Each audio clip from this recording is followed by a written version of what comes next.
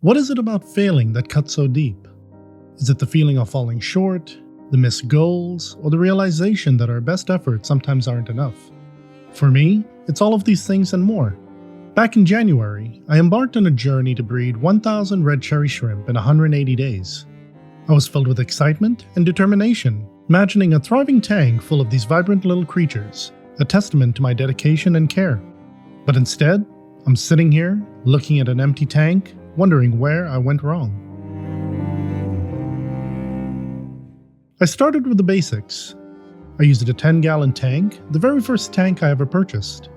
I placed 2 plastic mesh bags of Aqua Soil with root tabs in them as fertilizer for my plants. I then capped it off with a black gravel substrate to make the red cherry shrimp look more vibrant. I used Manzanita wood and river stones to add character to the tank, finishing it off with some scattered gravel for detail.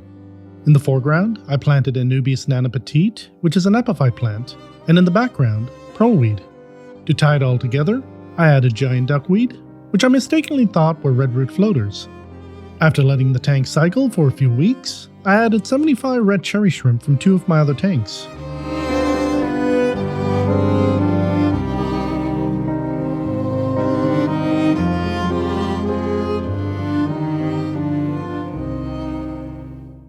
At first, I faced a small issue. There were 2 damselfly larvae in the tank that needed to be removed.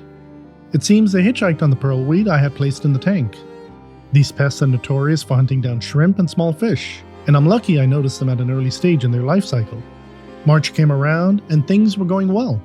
The shrimp were active, molting, and even breeding. But around the middle of April, the tank started to take a turn for the worse. At first, there was a death or 2, which I figured was due to the shrimp's age, as most of the shrimp I added were adults I had been keeping for a while. As time went on, I noticed more deaths among the adults. The juveniles and babies, on the other hand, were doing just fine. Around the same time, I noticed planaria in the tank and wondered if they were affecting the shrimp. I treated the tank with a product called No Planaria to get rid of these pests, but even after the treatment and some water changes, the shrimp kept dying. All of the water parameters were normal, so I'm not sure if it was some sort of chemical contamination that may have been introduced to the tank. Fast forward to the end of April, and I attempted one last major effort to fix the issue. I removed most of the floating plants, thinking they were limiting water flow and hindering oxygen from entering and CO2 from escaping. I also removed all the pearlweed to get a clear view of how many shrimp were left. Surprisingly, there were only about 30. The majority of the adults had died.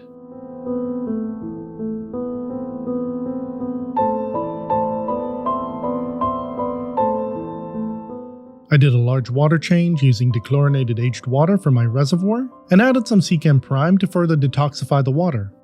After all these changes, I left the tank alone for a few weeks. Initially, everything seemed fine, but about 2 weeks ago, the deaths started again. First one shrimp, then another, and another. At this point, I knew I couldn't continue any longer with this breeding project. It was heartbreaking to watch my shrimp die every few days. So here we are. I've decided to take action to save the remaining shrimp. But where should I put them? Building a new tank is out of the question, as it would take another month to get properly established, and by then, there would be even more deaths. I think I have an idea. I'm going to move all these red cherry shrimp to my Amano Shrimp tank, because it's the one tank that's completely stable. It has a dark substrate that'll make their color pop, and I just did a complete maintenance on it a few days ago. If you haven't seen that video yet, you can check it out in the top right corner. Let's start by scooping all these shrimp out and placing them into a container. Right now, the main goal is to get all the adults out, then I can focus on the juveniles and babies.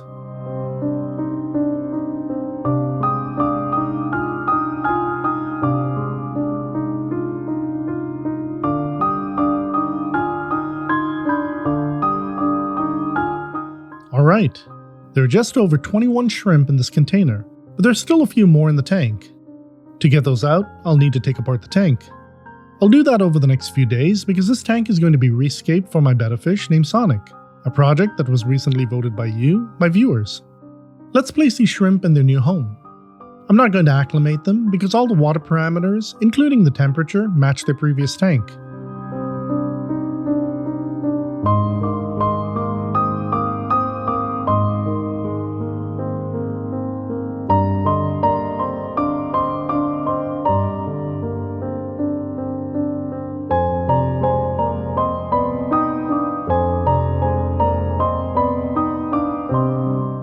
You know what? I have another idea. I'm going to pick out more red cherry shrimp from the original tank I got the 75 from. Let me quickly catch a few and add them to this tank as well.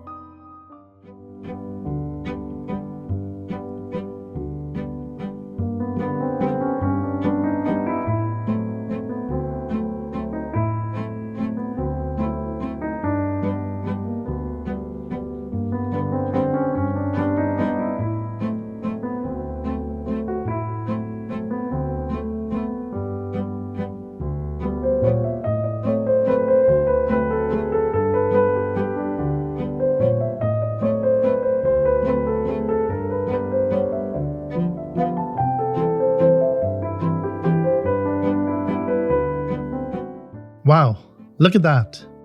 These shrimp really look amazing in their new tank. They complement the Amano Shrimp and Tetras perfectly. With this being an incredibly stable 20-gallon long tank, I think they'll thrive here. I'll still keep a close eye on them over the next few weeks, and if everything looks good, I'll start this challenge all over again and see how many I can breed until the end of the year. Now, as you can see, this is a community tank with quite a few Tetras and Amano Shrimp, so I'm not going to set a specific target like 1,000 shrimp. I know some of the newborns, less than 2 weeks old, might get picked off if they're out in the open. When these shrimp are born, they usually stay in one place for a few weeks, so if by chance they're out in the open, they're going to get preyed upon. The thick foliage of plants in the background, along with the crevices in the dragonstone, and even some of the floating plants, should provide decent shelter for the babies. I'm really hopeful for the future of these shrimp.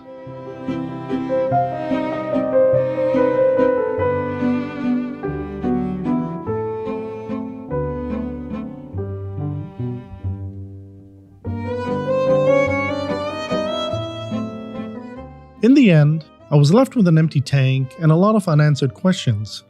It's easy to feel like a failure in moments like these, to question your abilities and wonder if you should have even tried in the first place. But here's the thing about failing. It's not the end. It's a part of the process, a stepping stone to success. Each failure teaches us something valuable, something we can use to improve and try again. And that's exactly what I'm doing now. That 10-gallon tank isn't a symbol of failure. It's a reminder to keep going, to learn from my mistakes, and to strive for better. So here's to a new beginning, in a new tank, to perseverance, and to never giving up. Because every failure brings us one step closer to success. Now, if you'd like to learn more about red cherry shrimp and avoid the mistakes I made when I first started, check out the following videos. Additionally, if you'd like to support this channel and the work I do, consider joining my YouTube membership or following me on Patreon. Your subscription to this channel also means a lot to me. My name is Andy, thank you so much for watching, and stay tuned for more updates on my red cherry shrimp. Happy shrimp keeping!